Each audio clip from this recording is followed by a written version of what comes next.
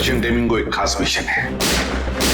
इस मिशन में हमारे अंडरकवर कॉप्स गैंगस्टर्स बनकर क्राइम सिंडिकेट्स में, गैंग्स में घुस गए हैं। और ये पैंट तुम्हें कहां से मिली? क्योंकि क्राइम स्पॉट पर मुझे तो ऐसी कोई पैंट नहीं मिली। ये कैसे हो सकता है? दया का खून मेरी पैंट में। दया की जान खतरे में।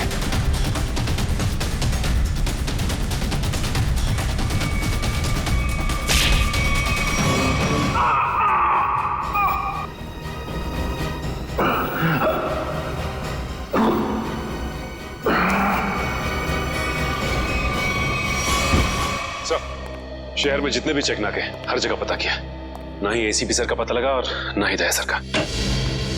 एसीपी का तो पता नहीं लगा, लेकिन दया का पता लग गया। पता चल गया? कहाँ है वो? जी, उन्हें कुछ गुंडे उठाकर कहीं कैद करके रखे हुए हैं। उनकी हालत बहुत खराब है। ये डॉक्टर प्रमोद, गुंडे ने जबरदस्ती उठा करके ले गए थे। एक्चुअली दया की पीठ में गोली लगी थी जो गुंडों ने इनसे निकलवाई थी। दया सर को गोली लगी थी? अभी दया कैसा है? खतरे से बाहर है? कुछ कह नहीं सकते। मैंने गोली तो निकाल ली है, पर वहां का माहौल जिस तरह का है, किसी भी मरीज के लिए वो ठीक नहीं है। आपको कुछ तो याद होगा डॉक्टर साहब, कहाँ है उन गुंडों का अड्डा? उन्होंने मेरी आंखों पर पट्टी बांधी हुई थी तो मैं कुछ देख नहीं सका। वहां जाने के बाद तो पट्टी खोली होगी ना? वहां पे देखा होगा उनको? उनके चेहरे याद हैं आपको? जी, चेहरा देखा हुआ है। Very good. पंकज, इसके जाट को बुलाओ जल्दी से।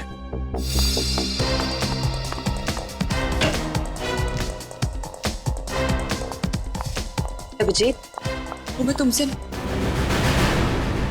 आए। सर, आप यहाँ पे? हाँ, मैं यहाँ पर। अच्छा तारिका, पेट पर जो ब्लड लगा था उसकी डीएनए रिपोर्ट आ गई? हाँ हाँ। तो वही बताने आई होगी ना तुम अभिजीत सर को, या फिर तुमने पहले ही बता दिया होगा? अपने बॉस को, डॉक्टर सालुके को बताना कतई जरूरी नहीं समझा? नहीं, कोई बात नहीं, हो जाता है, चलो कोई बात नहीं। क्या है उस डीएनए रिपोर्ट में? वो ब्लड सैंपल किसका है तारिका?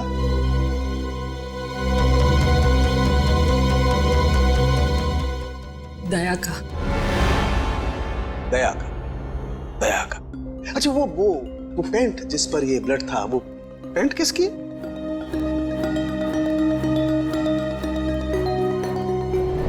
ये कैसे हो सकता है?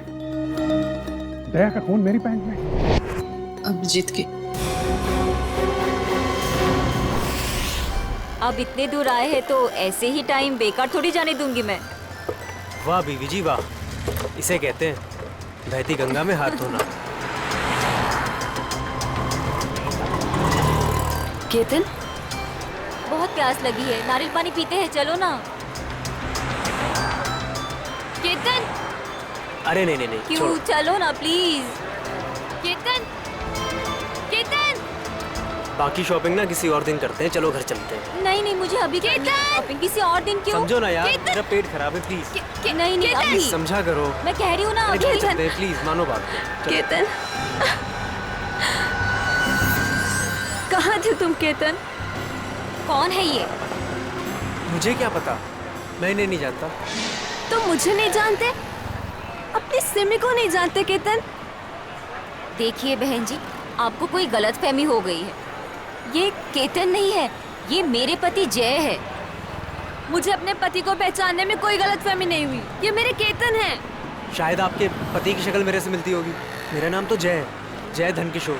ये देखिए मेरा ड्राइविंग लाइसेंस। तुम पुलिस वालों के लिए ड्राइविंग लाइसेंस झूठे बनाना बहुत आसान है, मैं सब जानती हूँ। पर तुम ऐसा क्यों कर रहे हो? पुलिस? बहन जी, ये पुलिस में नहीं है, ये तो मार्केटिंग मैनेजर है। ये मार्केटिंग मैनेजर नहीं, मेरे पति हैं, एक पुलिस ऑफिसर। 6 साल पहले केस की ड्यूटी के लिए गए थे और आज तक वापस नहीं लौटे। 6 साल पहले? हाँ। आपकी शादी कब हुई? 5 साल पहले। तुम मुझ पे शक कर रही हो, और वो भी इस अजनबी औरत के कहने पे। चलो। केतन रुको, केतन।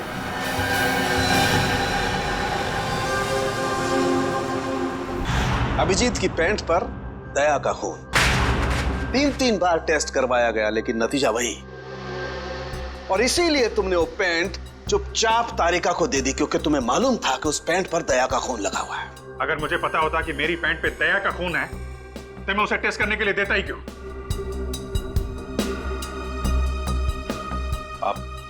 आप लोगों को कहीं ये तो नहीं लग रहा है कि दया की हालत का जिम्मेदार मैं हूं? चलो ठीक है, मान लिया। अगर तुम जिम्मेदार नहीं हो तो चोरी छुपे वो पैंट तारिका को देने का क्या मतलब? वो पैंट तुम डायरेक्ट मुझे भी दे सकते थे। दे सकता था सर, लेकिन आपकी आंखों पे मेरी खिलाफत का चश्मा चढ़ा रहता है। मुझे नीचा दिखाने का कोई मौका नहीं छोड़ते हैं आप, इसलिए आपको वो पैंट नहीं दी थी मैंने। और इसीलिए सीनियर इंस्पेक्टर अभिजीत, आपने ये भी नहीं बताया कि जिस वक्त दया जख्मी हुआ आप खुद वहां पर मौजूद थे।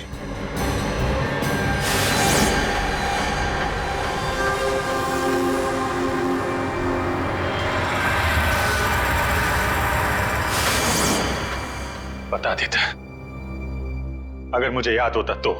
मुझे अब भी याद नहीं है कि उस रात क्या हुआ था। वो ऐसी आपको याद ही नहीं है कि उस रात क्या हुआ था?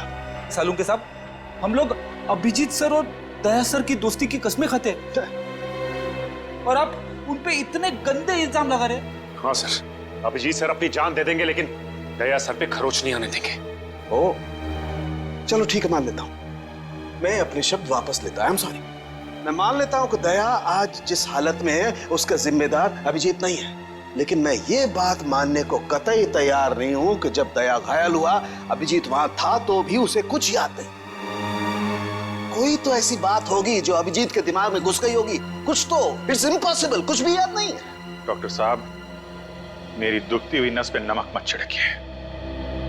आप अच्छी तरीके से जानते हैं कि मेरी याददाश्त। जानता हूं अभिजीत, याद दिलाने की कोशिश मत करो। मैं अच्छी तरह से जानता हूं कि जब सीनियर इंस्पेक्टर अभिजीत मुसीबत में होते हैं उनके पास अपने बचाव के लिए बहुत शानदार हथियार होता है, उनकी याददाश्त। प्लीज सालुंके सर, आप अभिजीत की इंटेग्रिटी पे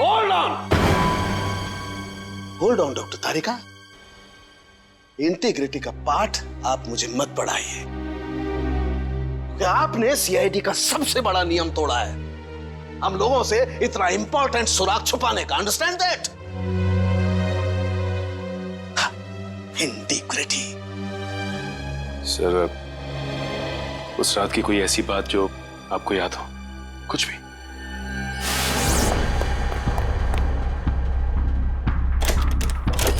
मैं तेजा के पीछे भाग रहा था, वो भाग के गाड़ी में बैठ गया और फिर किसी ने उसे गोली मार दी और गाड़ी से बाहर फेंक दिया।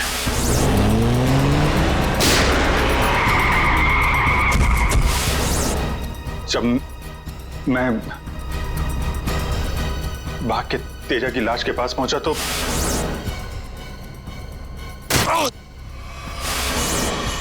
किसी ने मेरे गर्दन के पीछे कुछ सुई जैसी फिर मैं बेहोश हो गया और दूसरे दिन जब आंख खुली तो मैंने पाया कि मैं एक सड़क के ऊपर गिरा पड़ा। इस बीच क्या हुआ मुझे कुछ याद नहीं, मुझे कुछ याद नहीं। ठीक है, कोई बात नहीं। उस रात एग्जैक्टली क्या हुआ था ये पता चल जाएगा इस गोली के जरिए। ये वो गोली है जो दया की पीठ में से निकाली थी डॉक्टर प्रमोद ने, और इस गोली की बैलिस्टिक रिपोर्ट से पता चल जाएगा कि दरअसल ये गोली किसकी गन से चली है। Tarika, come with me. Doctor Pramod, एक मिनट। आपको स्केच बनवाने हैं और मुझे आपसे कुछ सवालों के जवाब चाहिए। जी पूछिए। डॉक्टर साहब, आपको उन गुंडों ने कहां से किडनैप किया था? प्रताप नगर से। और फिर आपकी आंखों पे पट्टी बांध दी थी? जी, और उसके बाद गाड़ी में बिठाकर उनके अड्डे तक लेकर गए। अड्डे तक पहुंचने में आपको कितना टाइम लगा होगा, कुछ याद है आपको? 40-45 मिनट। 40-45 मिनट। कितने बजे की बात है ये? रात के तकरीबन 10:30 बजे की। 10:30 बजे रात? उस वक्त तो प्रताप नगर में ज्यादा ट्रैफिक नहीं होता है, सड़कें खाली रहती है। श्रेया, शहर का मैप लेकर आओ और उन सभी जगहों की लिस्ट बनाओ जहां पे प्रताप नगर से 45 मिनट में पहुंचा जा सकता है।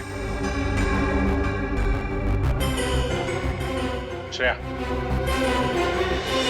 क्या बात है? शहर का मैप लेकर आओ जल्दी।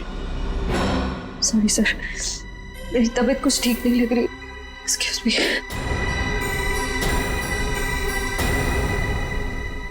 I can't believe this, माया। तुम्हें अपने पति की बात पे विश्वास नहीं है, लेकिन उस अनजान औरत की बात पे पूरा भरोसा है। एक औरत दूसरी औरत की आंखों में झांककर देख सकती है कि वो सच कह रही है झूठ, और उसकी आंखों में सच्चाई नहीं, उसके आंसू झूठे नहीं थे। माया, उसने 2-4 आंसू क्या बहा दिए, वो सच्ची हो गई, और मुझे रोना नहीं आता तो मैं झूठा हूँ। सच बताओ, बताओ सच की कितनी बीवी है तुम्हारी, और बताओ मुझे जे। अरे मुझसे एक तो समझ नहीं रही, मैं और रख के क्या करूंगा? वो तो आज मेरा नसीब अच्छा था कि मार्केट में तुम्हारी पोल खुल गई, वरना जिंदगी भर मैं यही सोचती रहती कि तुम मुझसे प्यार करते हो। हाँ माया, ये बात सच है कि मैं सिर्फ तुमसे प्यार करता हूँ। माया, तुम बताते क्यों नहीं हो सच अपने बारे में, अपने अतीत के बारे में कुछ बताते क्यों नहीं हो मुझे? माया, सब कुछ तो तुम्हें पता है कि मेरा आगे पीछे कोई नहीं है, तो तुम्हारे अलावा है कौन मेरा? और तुम्हारा काम पुलिस में हो या मार्केटिंग मैनेजर हो? मार्केटिंग? माया, सब झूठ। मुझे तुम्हारे ऑफिस जाना है, बस आई डोंट केयर, मुझे तुम्हारे ऑफिस जाना है। ठीक है, ऑफिस जाना है, मैं तुम्हें अगले हफ्ते अपने ऑफिस लेके चलूंगा। खुश? क्यों अगले हफ्ते क्यों? हाँ, तो कल क्यों नहीं? बल्कि मैं कहती हूँ कल नहीं, मुझे आज अभी इसी वक्त तुम्हारे ऑफिस जाना है। सच्ची भी एक हाथ होती है यार।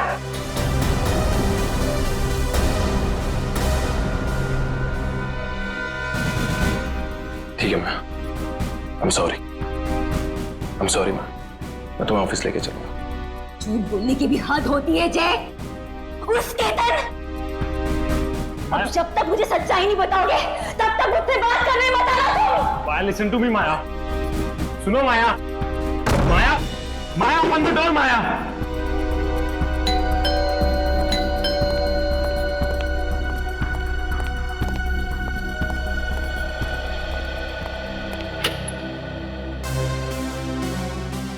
आप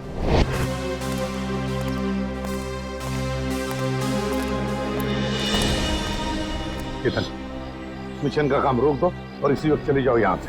नहीं सर, मैं इस मिशन को अपनी जिंदगी के 6 साल दे चुका हूँ। सर प्लीज सर, आप भी इस मिशन को मत रोकिए। सर मैं इसे पूरा करने के बहुत करीब हूँ। तुम समझते क्यों नहीं हो केतन? तुम्हारी जान को कितना बड़ा खतरा है पता है तुम्हें? और फिर मैं अपने और ऑफिसर्स की जिंदगी को कुर्बान नहीं कर सकता। 4 बजे मुझे गुलमोहर बस स्टॉप पे मिलो, दैट्स एन ऑर्डर, समझे? Sir please sir, sir please. Sir कुल मिला के 4 ऐसे इलाके हैं जो प्रताप नगर से 45 मिनट की दूरी पे है। ये है वीके रोड, जहाँ पे कॉल सेंटर्स और ऑफिसेज वगैरह हैं। ये तो वो जगह नहीं हो सकती। ये पश्चिम में श्याम नगर है सर, यहाँ पे ज्यादातर फ्लैट्स हैं। डॉक्टर साहब, आपको अच्छी तरीके से याद है जहाँ पे आपको ले गए थे वो जगह बंगलो या फ्लैट नहीं थी? जी, खंडर जैसी कोई जगह थी। अब बचता है साउथ और ईस्ट। ये साउथ में चित्रकूट नगर है और ईस्ट में विद्याधर नगर। चित्रकूट नगर में तो बहुत सारी दुकानें वगैरह हैं, और विद्याधर नगर यहाँ पे बहुत सारे स्टूडियोज हैं, फिल्म की शूटिंग होती रहती है। अरे श्रेया, अब कैसी तबीयत है तुम्हारी?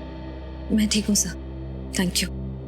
श्रेया, चाहो तो तुम घर चली जाओ और आराम कर लो, तब तक हम लोग ये सब पता लगाते हैं।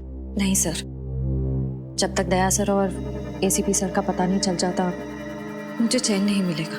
ओके ठीक है, मतलब दया या तो विद्याधर नगर में है या फिर चित्रकूट नगर में है।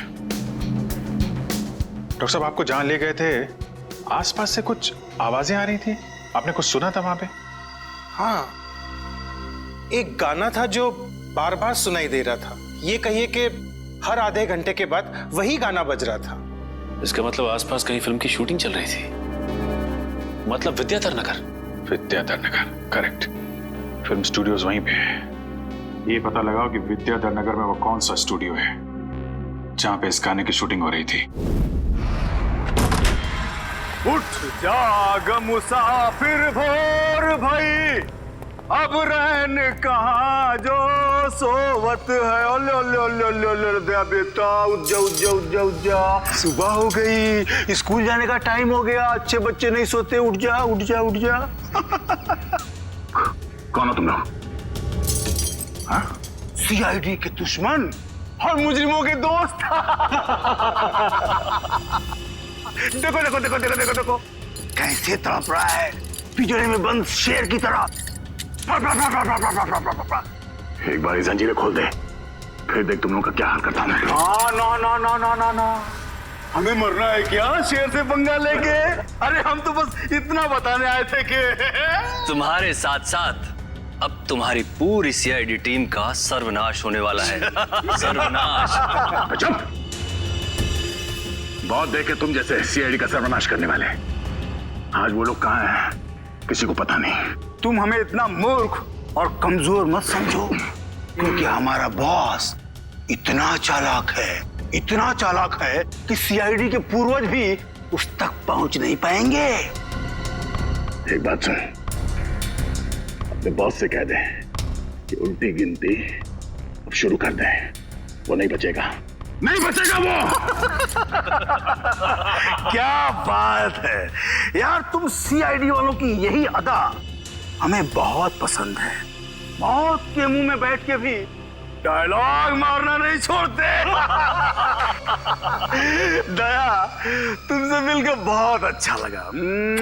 अलविदा।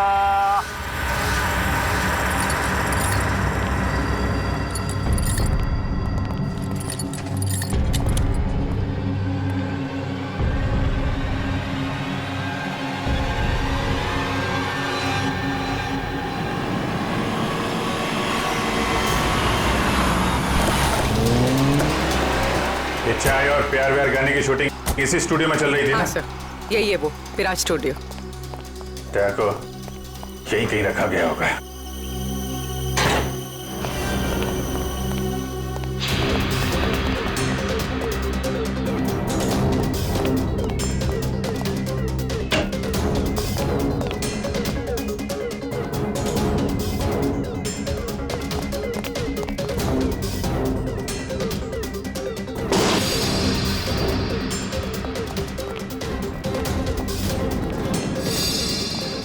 इतना सारा खून?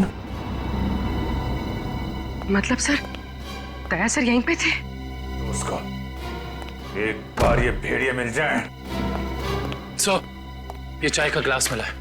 चाय अभी तक गर्म है सर। चाय गर्म है, इसका मतलब वो लोग ज्यादा दूर नहीं गए होंगे।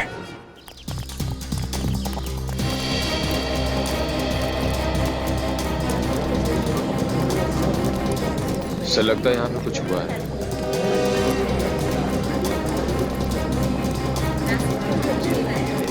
हटिए प्लीज, साइड दीजिए प्लीज, हम लोग सीआईडी से।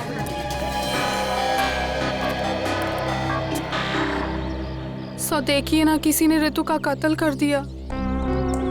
कैसे हुआ ये सब? पता नहीं सर, हम सब लोग तो शूटिंग में लगे हुए थे, तभी अचानक गोली चलने की आवाज सुनाई दी और यहाँ आकर देखा तो ऋतु की लाश। कितनी देर पहले चली गोली? सर यही कोई आधे घंटे पहले सर। सर हमने लोकल पुलिस को भी इन्फॉर्म कर दिया सर। ठीक, आप लोग थोड़ा पीछे चले जाइए, पीछे जाइए थोड़ा।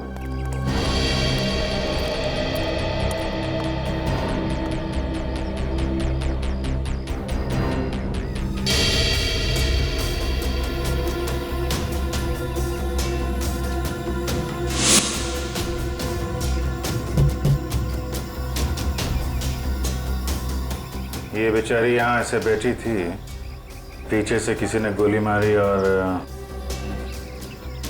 ये क्या चक्कर है?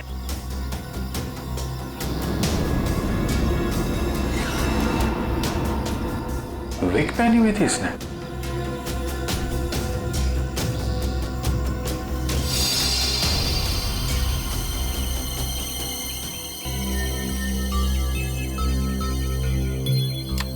सर?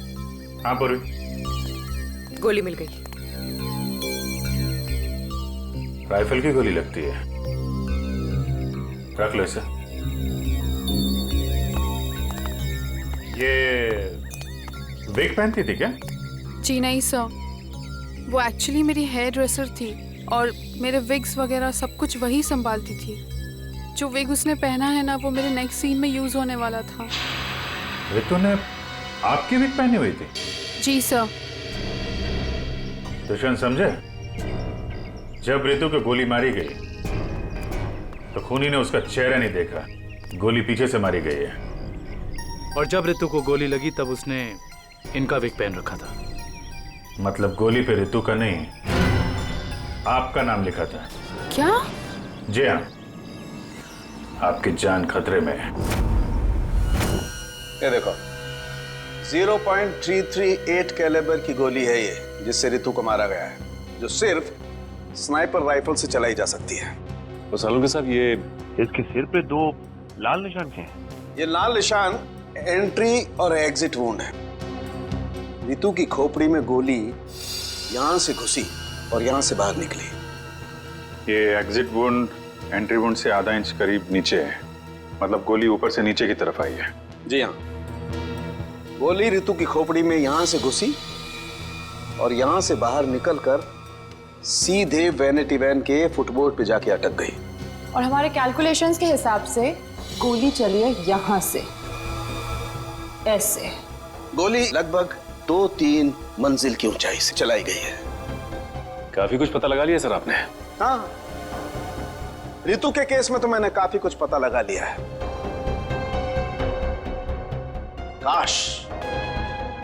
काश मैं ये भी पता लगा पाता कि दया और हमारे बाकी अंडरकवर ऑफिसर्स के साथ क्या हुआ था, मगर अफसोस, जो व्यक्ति ये बात बता सकता है वो बताना ही नहीं चाहता है। क्या मतलब है आपका बताना नहीं चाहता? याद होगा तो बताऊंगा ना। आपको तो बस बहाना चाहिए मेरे पीछे पड़े रहने का। नहीं अभिजीत, सालुके कभी किसी पर बेवजह इल्जाम नहीं लगाया करता है। डॉक्टर साहब प्लीज। आप क्या प्लीज? प्लीज सर, सालुंके साहब प्लीज, क्या आप फिलहाल हम सिर्फ रितु के केस के बारे में बात कर सकते हैं? रितु के केस में मुझे जितना बताना था मैंने बता दिया है। बस अब मुझे इंतजार है किसी ऐसे सुराग का जिससे ये पता लगाया जा सके कि दया के साथ क्या हुआ था। That's it. देखा, इसीलिए मैंने तुमसे कहा था कि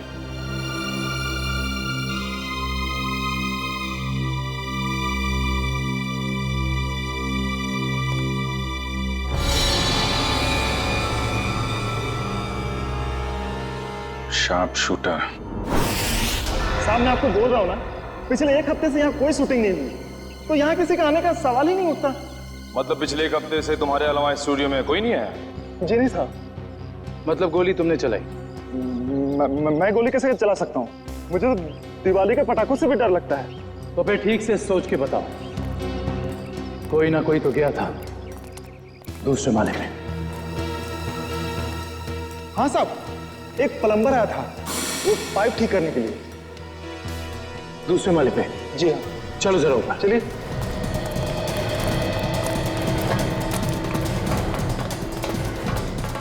किस तरफ? ये साइड।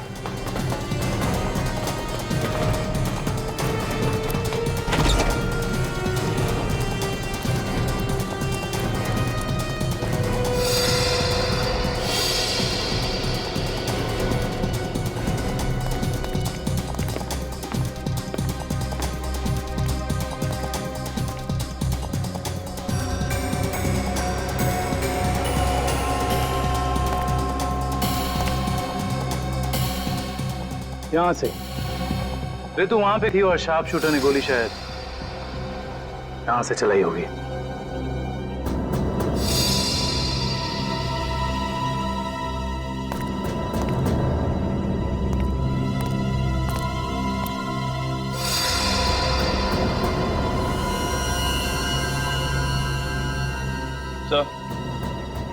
सलवानिया पर गोली ही चलाई गई है।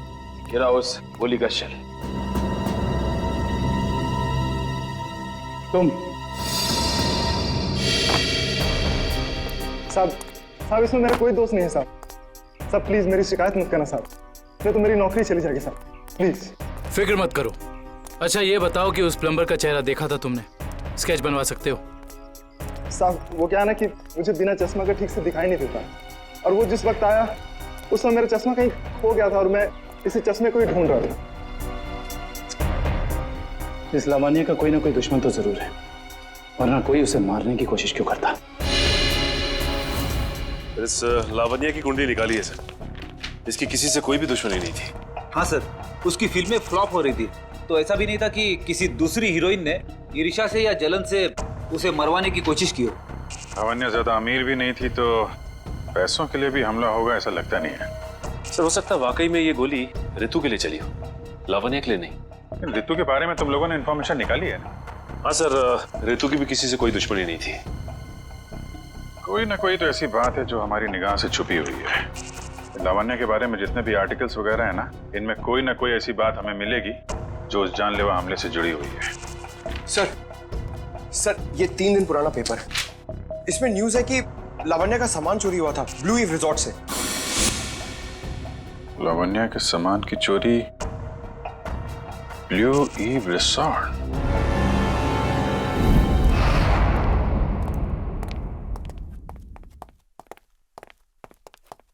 यही रूम है सर।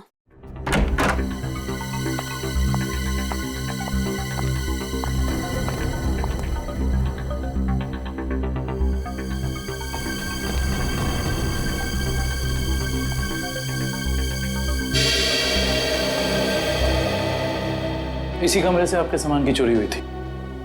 जी हाँ सर, पर कुछ खास सामान नहीं था, यही कुछ 1,500-2 हज़ार रुपए और नकली ज्वेलरी। और पुलिस को कोई सुराग नहीं मिला यहाँ से? नहीं सर। पर चोर अंदर आया कहाँ से होगा? खिड़की से, एसी डक्ट से, या फिर दरवाजे से आया था। पुलिस के मुताबिक उसने चाबी का इस्तेमाल किया था अंदर आने के लिए। और ये कमरे की चाबी किस किस के पास थी? एक मेरे पास और एक इन लोगों के पास। तो मतलब होटल के किसी अंदर वाले का भी काम हो सकता है ये? मैडम आप कैसी बातें कर रही है? 15 साल पुराना होटल है हमारा। हमने पूरी ईमानदारी और मेहनत से इसकी गुडविल बनाई है, और हमारे होटल का कोई आदमी ऐसा नहीं कर सकता। या तो ये काम किसी होटल वाले ने किया है, या फिर किसी बाहर वाले ने चाबी चुरा कर उसकी डुप्लीकेट चाबी बनवा ली है। और इन दोनों ही सिचुएशंस में आपका होटल जिम्मेदार है, समझे आप? रहने भी दीजिए ना सर, कहाँ इन छोटे मोटे सामान के लिए आप इन लोगों को परेशान कर रहे हो? लावण्य जी, हम ये पूरी कार्रवाई आपके सामान के लिए नहीं, बल्कि उस आदमी को पकड़ने के लिए कर रहे हैं जिससे आपकी जान को खतरा है। क्योंकि हमें लगता है इस चोरी का संबंध आपके ऊपर हुए जानलेवा हमले से हो सकता है। इसलिए जरा ठीक से याद करके बताइए, और कोई खास सामान या कोई कीमती चीज जो चोरी हुई थी? हाँ, मेरा तो नहीं, मगर मेरी हेयर ड्रेसर ऋतु का सामान चोरी हुआ था, और उसके बाद वो अचानक से उसका मूड खराब हो गया और वो बहुत रो रही थी। ऐसा क्या सामान चोरी हो गया उसका? एक अजीब सा शोपीस था। शोपीस? हाँ, मुझे भी हैरानी हो रही थी कि एक शोपीस के लिए वो इतने आंसू बहा रही है, और मैंने उसे कहा भी कि मैं एक नया शोपीस ला दूंगी उसके लिए, पर शायद वो शोपीस उसके लिए कीमती था। बहुत महंगा शोपीस था क्या? नहीं, चपोलिया बाजार में जो चाइनीज सामान की दुकान है ना, वहीं से लिया था। होगा कुछ 700-800 रुपए का। ट्रिपोलिया बाजार में चाइनीज सामान की दुकान?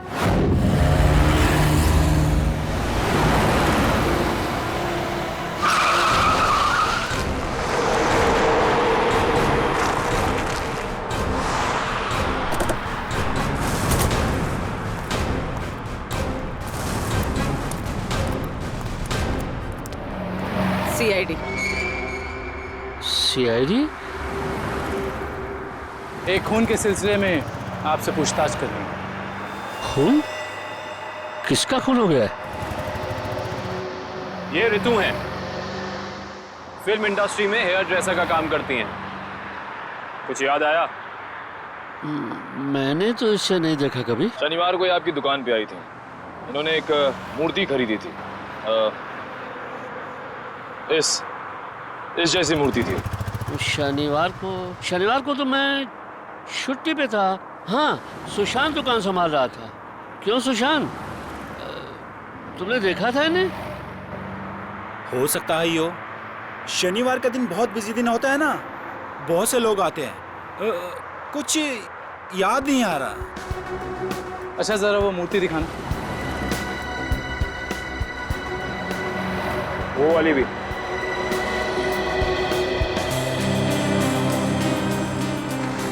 ऐसे और कितने पीसेस हैं आपकी दुकान पे?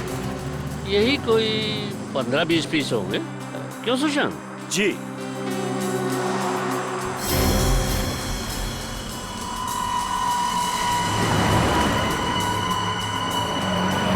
ये इन 2 बॉक्सेस पे ये क्रॉस के निशान क्यों लगे? अरे वो तो डिफेक्टिव पीस है, इन्हें फैक्ट्री वापस भेजना है, किसी काम के नहीं आपके। वो अभी पता चल जाएगा।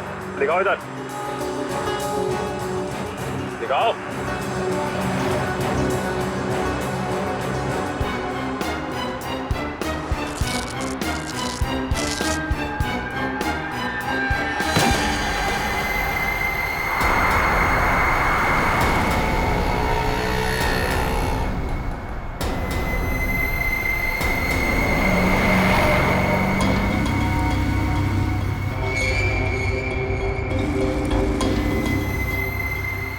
तो ये सब ड्रग्स का चक्कर है?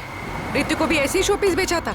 सुशांत, तुम मेरी दुकान में ड्रग्स का कारोबार कर रहे थे? बंद करो अपना ये नाटक। चलो अरेस्ट कर लो इन्हें। आइए सर, आपको गलतफहमी हुई है। मैंने कुछ नहीं आइए, किया। चलिए मेरे साथ, आइए आइए, हमें दूर करते हैं। सर, आपको गलतफहमी हुई है।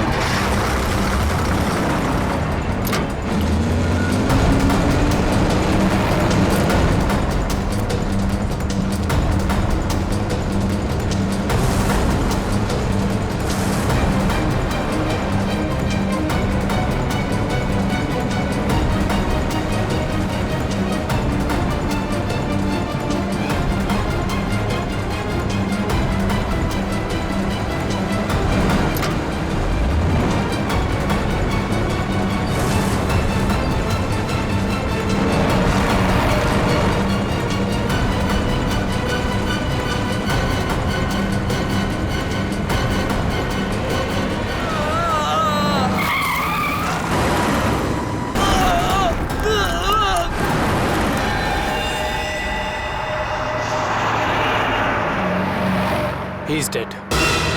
सर इतना तो तय है, ऋतु की मौत का संबंध इस की तस्करी से है। हाँ पूर्वी, मगर इस के रैकेट के पीछे है कौन?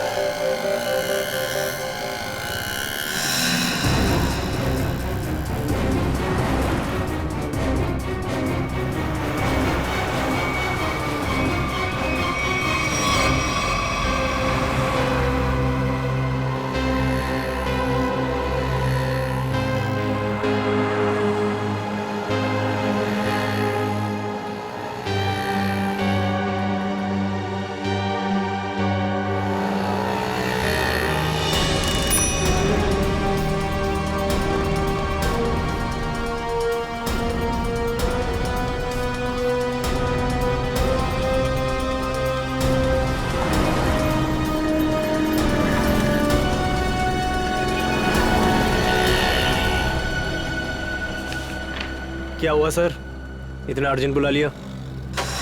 जय, तुम्हारी जान को खतरा है। तुम सब लोगों के बारे में किसी को पता चल गया है और वो एक एक करके मारे जा रहा है। ये कैसे हो सकता है सर? आखिर ये खबर खोली किसने? वही तो समझ में नहीं आ रहा है, वही तो पता लगाना है। तुम एक काम करो, इसमें भोपाल की टिकट है और 10,000 रुपये हैं। जल्दी से निकल लो यहाँ से। जाओ निकल लो जल्दी। जय, जय क्या हुआ? जय, जय,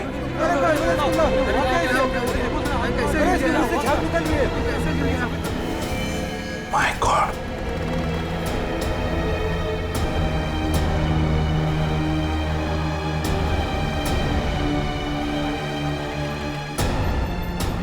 मेरा एक और अंडरकवर कॉप मर गया, एक और सीआईडी ऑफिसर मर गया और मैं उसे बचा नहीं पाया।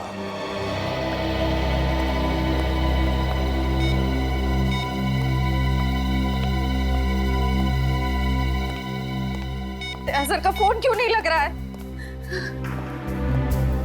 श्रेया, दया सर भी वापस आ जाएंगे जैसे अभिजीत सर वापस आ गए। सर कैसे वापस आ जाएंगे? हमें ये भी नहीं मालूम कि दया सर कहाँ है। सर ना दया सर का पता लग रहा है ना ही एसीपी सर का। श्रेया, वो लोग सीआईडी ऑफिसर्स हैं, हजारों बार ऐसे तूफान से गुजर चुके हैं। जहां भी होंगे बिल्कुल ठीक ठाक होंगे वो लोग। सर आप ऐसा कैसे कह सकते हैं? आपने खून देखा था ना, कितना सारा खून पड़ा हुआ था वहां पे। और वो गोली जो दया सर की बॉडी से निकली हुई थी। हाँ श्रेया, मैंने सब कुछ देखा, लेकिन इसका मतलब ये तो नहीं कि सीआईडी ऑफिसर्स नहीं मरते। सर सर आप ठीक तो है ना सर? सर कल से आपका फोन नहीं लग रहा था। हाँ, मैं किसी जरूरी काम में उलझ गया था। कोई टॉप सीक्रेट काम था जो किसी को भी बता नहीं सकता था, तुम लोगों को भी नहीं। सर वो क्या? सर दया सर का कुछ पता नहीं चल पा रहा है। दया सर का कुछ पता नहीं है मतलब? सर दया सर गायब है। तो गया कहाँ वो? पता नहीं सर, उनका फोन भी नहीं लग रहा है। और सर उन्हें गोली भी लगी है। दया को गोली लगी है? एक मिनट, ये सब तुम लोगों को कैसे पता? सर अब सालुंके के साहब बता रहे थे कि दया सर की बॉडी से एक डॉक्टर ने गोली निकाली और चुपके से लाके उनको दी। दया की बॉडी में से गोली निकालकर उसने सालुंके को भेज दी गोली। अभिजीत कहाँ है?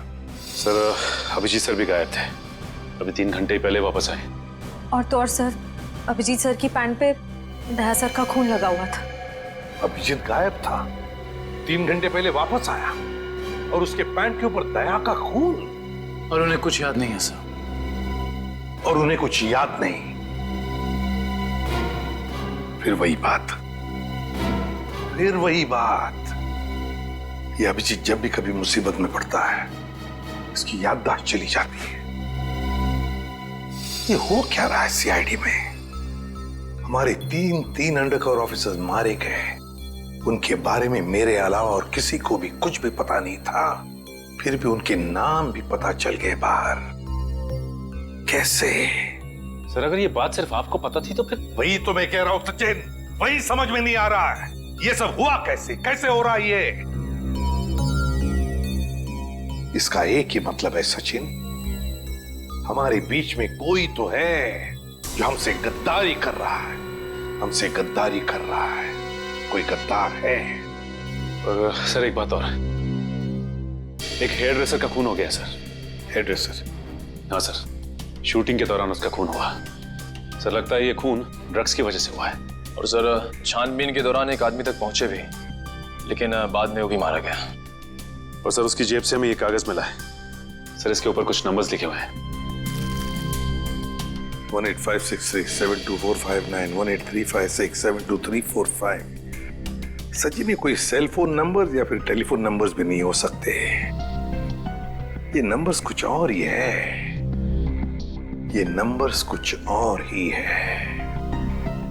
क्या नंबर्स हो सकते हैं ये? आसान। अरे ये लोग तो तुम्हारे साथ हैं। तुम्हारा ऑफिसर तो तुम्हें ढूंढ के परेशान हो रहे थे। मैं कहाँ गया था उनको पता है। अब तू बता, ऐसी कौन सी बात है जो तू मुझे फोन पर नहीं बता सकता था? तदीमन ये बात हम दोनों अकेले में नहीं कर सकते। क्यों? ऐसी क्या बात है जो तू इन सबके सामने नहीं बता सकता? कर सकते हैं, लेकिन डरता हूं कि जिस आदमी को ये लोग अपना हीरो समझते हैं, जिसके जैसा बनने की कोशिश करते हैं, सपने देखते हैं, कहीं वो खुद आज इन लोगों की नजरों में गिर न जाए। घुमा फिरा के बात करना बंद कर सालुंखे और साफ साफ बता, और सबके सामने बता। ठीक है, साफ साफ बोलता हूं और इन सब के सामने बोलता हूं, लेकिन जो मैं बताऊंगा उसे सुन करके ये मत सोचना कि मैं किसी से बदला ले रहा हूं या किसी के साथ दुश्मनी निकाल रहा हूं। क्राइम स्पॉट की बैलिस्टिक रिपोर्ट आ गई है। क्या लिखा है रिपोर्ट में? पहली गोली चली कल्लू पर, अभिजीत की गन से। हमारे अंडरकवर कॉप पर? जी हाँ, और इतना ही नहीं, दूसरी गोली लगी भीखू को, दया की गन से। नहीं, ऐसा नहीं हो सकता। अभिजीत और दया सर भीकू और कल्लू को इस तरह से कुर्सी पे बांध के गोली नहीं चला सकते सर। रेडे, बैलिस्टिक रिपोर्ट कभी झूठ नहीं बोलती है। और सबसे इंपॉर्टेंट रिपोर्ट, वो रिपोर्ट जिसकी वजह से मैं इन लोगों को बाहर जाने के लिए कह रहा था। अभिजीत का फोन है। अभिजीत कहां हो तुम? अभी इसी वक्त फोरेंसिक लैब में चले आओ। Forensic lab? क्यों सर, क्या हुआ? अभिजीत, तुमने गोली चलाई कल्लू पर। कालू को गोली मैंने? सर मैं एक बेसहारा पे गोली क्यों चलाऊंगा? अभिजीत, तुम अभी इसी वक्त फोरेंसिक लैब चले आओ, and that's an order. Sir ये बात सुन के जितना धक्का आपको लगा है उतना मुझे भी लगा है। जब तक मैं ये पता नहीं कर लेता कि उस रात क्या हुआ था, मैं नहीं आऊंगा सर। तो क्या तुम मेरे खिलाफ जाओगे? सर मैं आपके खिलाफ नहीं जा रहा हूं सर वही कर रहा हूं जो आपने हमेशा सिखाया है, सीआईडी की ड्यूटी सर। अभिजीत, मना कर दिया? आपके ऑनेस्ट, ब्रिलियंट, इंटेलिजेंट ऑफिसर ने आपका ऑर्डर मानने से मना कर दिया एसीपी साहब? मैं जानता था प्रद्युमन, ये अभिजीत एक न एक दिन पूरी सीआईडी टीम के लिए वो मछली साबित होगा जो पूरे के पूरे तालाब को गंदा कर देती। इस अभिजीत की वजह से पूरी की पूरी सीआईडी टीम बदनाम हो रही है। कलंक है ये अभिजीत, सीआईडी टीम पर एक बहुत बड़ा धब्बा है, कलंक। बस कीजिए सर, बस कीजिए। कितना भला बुरा बोलेंगे आप? मैं बस कर दूं? मैं तो बस कर दूंगा तारिका, लेकिन ये रिपोर्ट, इसका क्या करोगी? ये बस नहीं करेगी तारिका, ये बस नहीं करेगी बॉस। जानते हो इस रिपोर्ट में क्या है? क्या है उस रिपोर्ट में? दया पर गोली किसने चलाई? किसने मारी सालुंखे? किसने मारी गोली? प्रद्युमन, दया पर गोली तुम्हारे honest, intelligent, brilliant officer Abhijeet ने चलाई है। क्या? दया अभिजीत की गोली का शिकार हुआ है प्रद्युमन। अभिजीत ने गोली चलाई है दया पर। अभिजीत ने? हाँ, अभिजीत ने दया को गोली मारी।